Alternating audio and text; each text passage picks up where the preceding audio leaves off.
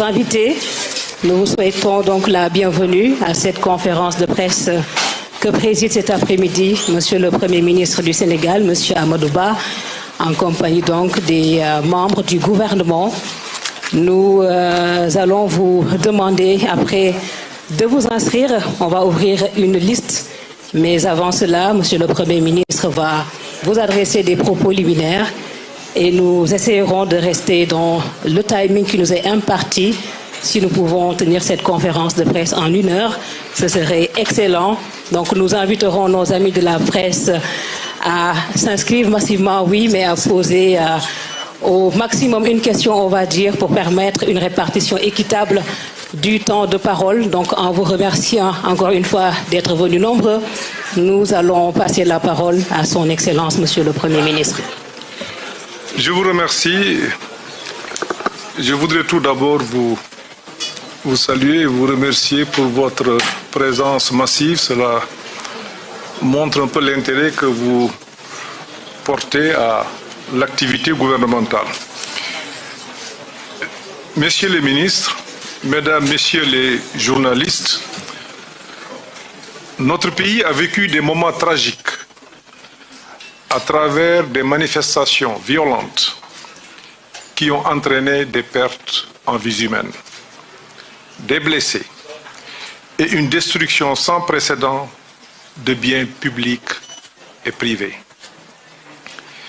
Ces manifestations font suite au prononcé du verdict du procès opposant M. Ousmane Sonko à Mlle Adji Sarr portant sur une accusation de viol et de menace de mort, précédé par les appels du leader du PASTEF à un mortal combat à la résistance. Aussi, a-t-il lancé un appel à tous ses militants et sympathisants pour de rallier Dakar pour engager le combat final, pour déloger le président Macky Sall du palais. Je l'ai cité.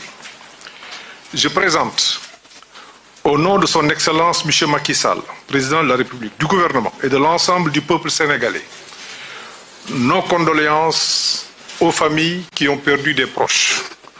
Nous compatissons à la douleur des blessés. Nous souhaitons un prompt rétablissement et leur exprimons toute notre solidarité.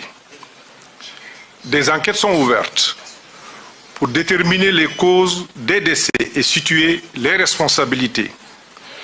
Les violences notées, les destructions de biens publics et privés ont des répercussions négatives et un coût considérable qui mettent en péril les emplois, les entreprises locales, tout comme les partenaires de pays amis et l'activité économique en général.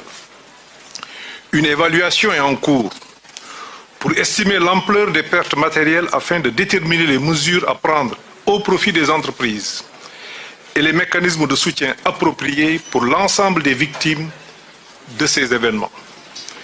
Mesdames, Messieurs les journalistes, avant-hier, j'ai visité le chantier du BRT, Bus Rapid Transit. Le spectacle est affligeant. Il en est de même pour l'université, ce temple du savoir dont les espaces académiques ont été profanés.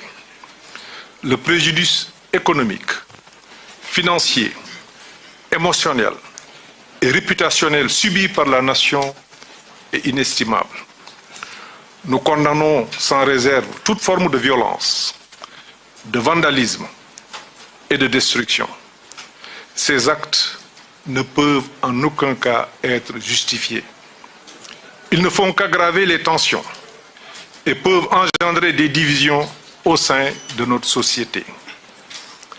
Les manifestations violentes observées traduisent une entreprise de déstabilisation qui a commencé avec une cyberattaque et s'est poursuivie par des tentatives malveillantes de destruction et de sabotage d'infrastructures vitales et essentielles pour notre pays.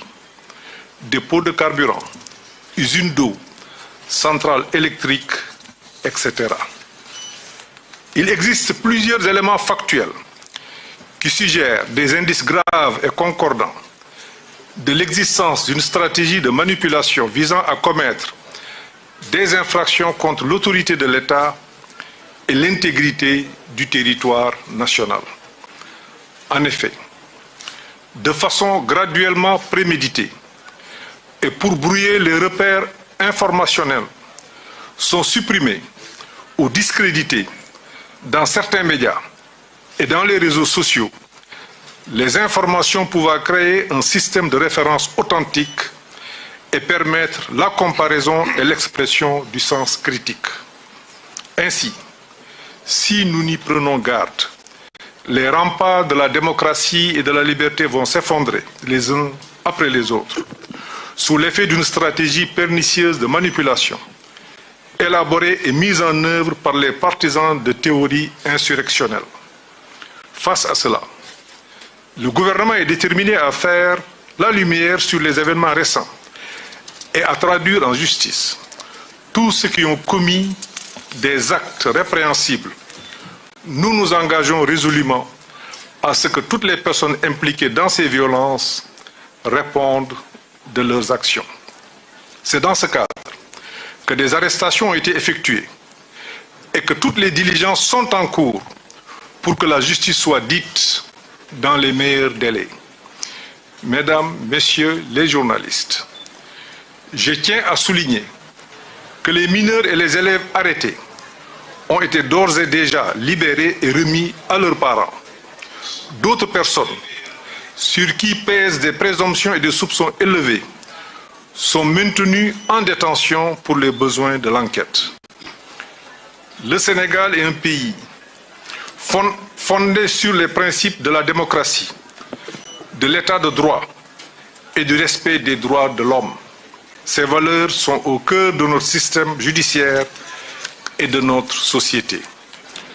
Le gouvernement, dont les actions sont guidées par la transparence, est ouvert pour apporter toute précision utile sur les événements dans le respect des règles de procédure.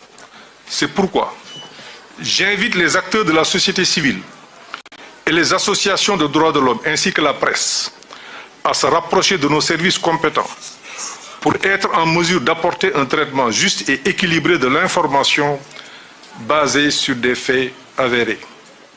L'impératif de transparence a, en effet, toujours guidé les actions du gouvernement et nous y veillons dans le respect des lois en vigueur. Toutes les questions de sécurité publique ne peuvent être débattues sur la place publique. Si chacun est libre de se faire son opinion sur toute question, il n'en demeure pas moins que beaucoup de données échappent à celles et à ceux qui s'épanchent sur les réseaux sociaux en réfléchissant à la place des citoyens pour les manipuler au lieu de les informer.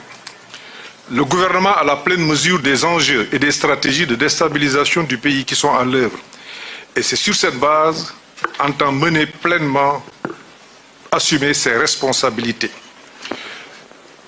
Les malheureux événements sont intervenus dans un contexte de dialogue national proposé par le président de la République, son Excellence M. Macky Sall, dans son élan naturel d'inclusion, pour offrir une plateforme citoyenne où les représentants de la société civile, les partis politiques et les acteurs clés se réunissent pour échanger des idées, discuter des défis auxquels notre pays est confronté et proposer des solutions constructives.